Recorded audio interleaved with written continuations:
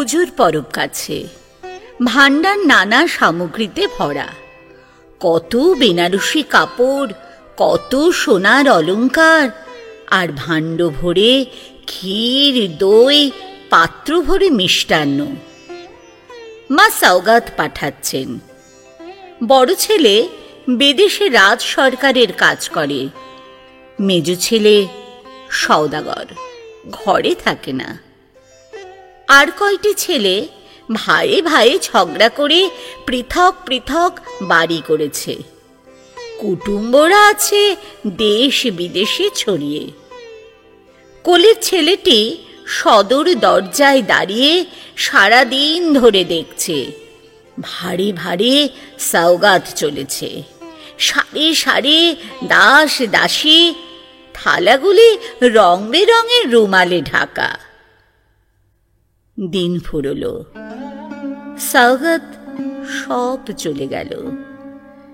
দিনের শেষ নৈবেদ্যের সোনার ডালি নিয়ে সূর্যাস্তের শেষ আভা নক্ষত্র লোকের পথে নিরুদ্দেশ হল।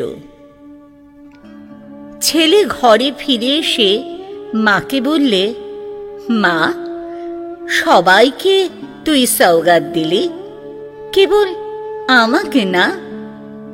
মা হেসে বললেন, সবাইকে সব দেয়া হয়ে গেছে, এখন তোর জন্যে কি বাকি রইল এই দেখ। এই বলে তার কপালে চুম্বন করলেন। ছেলে কাঁদো কাঁদো সুরে বললে, সওগাত পাবো না? যখন দূরে যাবি তখন সওগাত পাবি, আর যখন কাছে থাকি তখন তোর হাতের জিনিস দিবি নে।